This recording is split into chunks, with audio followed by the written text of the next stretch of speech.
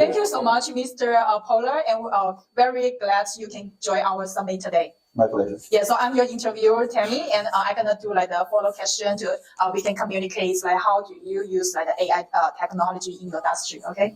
Very good. And the first question is, how do you see the intersection of AI and sustainability evolving, especially within the business and government? Yeah, so I think the future of AI is dependent upon us finding a path towards a greener AI. Consumption levels today are at a point in which there is a significant environmental impact. I've mentioned that estimates today is that data centers already consume 2% of the world's energy. By 2026, this is increasing to 4%, which is equivalent to all the consumption that Japan has in a full year. This is the fourth largest economy in the world. And this is only going to grow as we deploy more and more workloads in cloud computing models and use more and more artificial intelligence. So in order to continue to be able to take advantage of all the benefits that technology brings us, we need to find a sustainable path towards it. Yes. So my next question is like, can you discuss like specific ways AI can help like AI-driven environmental solution, something like that? Yeah. So I feel that there are, number one, AI not only is a big consumer of energy, but can help us find paths towards solving some of the big climate challenges today. We have had discussions about, for example, deforestation and reforestation. So how to use artificial intelligence techniques and data to kind of design the best strategies for this.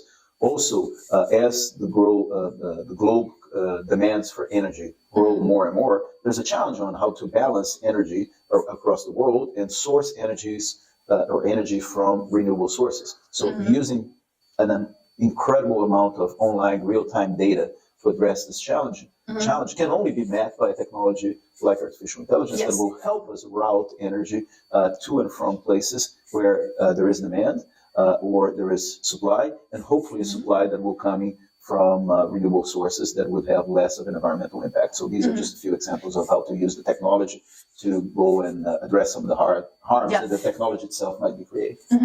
Oh, very interesting. Yeah. So how do you think like Amazon, they use like the AWS, like the, like the system, and how do you think like for maybe like developing country like China, and how they can like improve their the possibility and maybe like the chance, the opportunity to collaborate between like American governments, Yeah.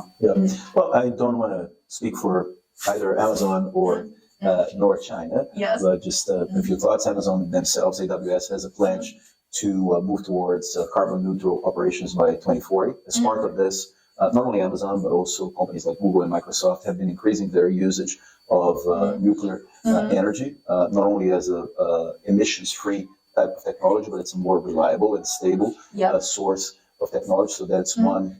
We can debate like the merits of nuclear energy, especially nuclear waste, right? But there's a recent trend in this area. Just today here at the summit, we have seen some leadership examples of energy management that have been developed and are being developed in China.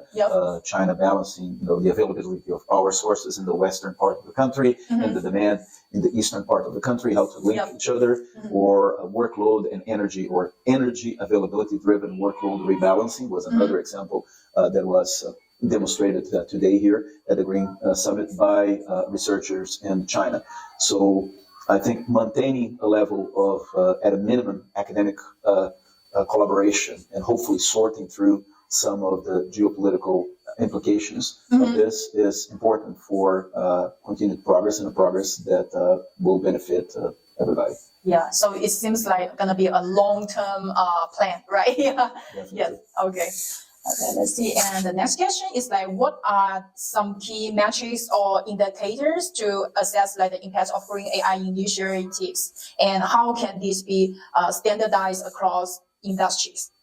Well, I think what you guys are doing here and the paper that's being announced today is a great place to start. So I would encourage our listeners to go and refer to that paper as initial step, an attempt of defining some of these metrics and creating a community to collaborate to create these standards and metrics. Like the collaboration from all over the world, right?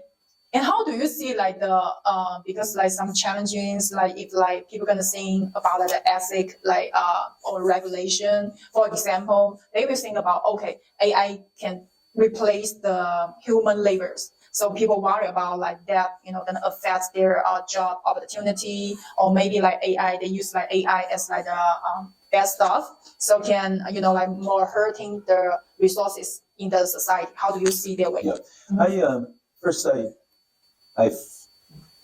my take on this is that we're facing a special moment, right? This technology has not only great potential, but it touches so many aspects of what it means to be human, and it's leading us to kind of reevaluate several of these aspects. And policy has a role in this. Yes. Policy can create the safeguards that would avoid this to take more of a dystopian direction, and would enable us to continue to take advantage of the progress without hitting some current issues like biases or discrimination, or even like longer term safety related issues. Now, any tech policy can be looked at from many different angles, right? You have competition and market efficiency aspects of this, as it's discussed in antitrust regulation, for example. You can have energy and environmental concerns, as we are discussing here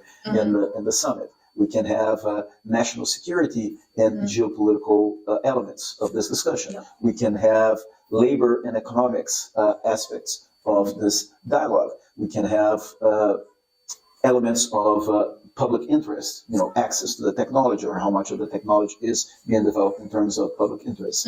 So if you imagine this constellation of attributes of a public policy, every country, every society, or at a global level, we need to be to make a determination of the importance of each one of these attributes. In certain countries, or certain groups of countries or societies are going to weigh differently each one of those attributes. So we're at a moment in which, for example, regulation and legislation is emerging in areas like the European Union, the United Kingdom, China has regulations in this area. And hopefully here in the US, we're also going to start making substantial progress in this direction. And in a democratic society like ours, Congress in the United States should have a voice on this topic, because they are the elected representatives for society and the American people, and they're the ones who can help us balance all of these conflicting interests, or not conflicting, but different interests. Yeah, sure. And so for the long-term vision of green AI, looking ahead, and what is your long-term vision of the role of the AI in creating a sustainable future, and how do you believe the Marvel Reharmony Center can contribute to this vision? Yeah. So as I mentioned during the other parts of the interview here, first, I'm not a doomer. I'm not a believer that this is kind of the end of humankind. On the contrary, I think this is an opportunity for humankind to augment our intelligence and continuing making progress, and hopefully progress that can be beneficial to all of humankind. In order to do this, we need to have a set of policies that would help us, provide the right safeguards and create the right incentives so that research and development that occurs in this space is heading towards a safe direction.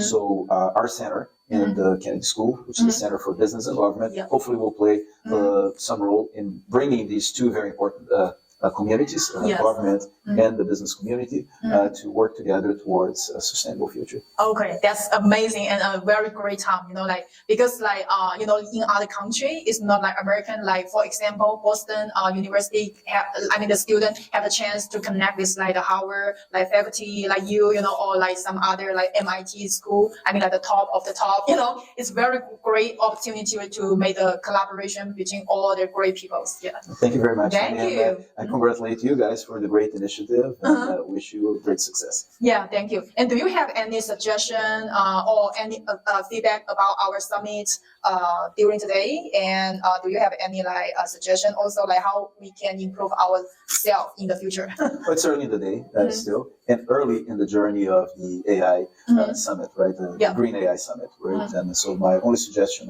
would be keep up the good work and continue focusing on creating this network, because we require thinking and innovation innovation that will only happen on a global basis and with a lot of collaboration. So keep going. Okay, thank you so much, sir. Yeah, Thank you. nice, so nice.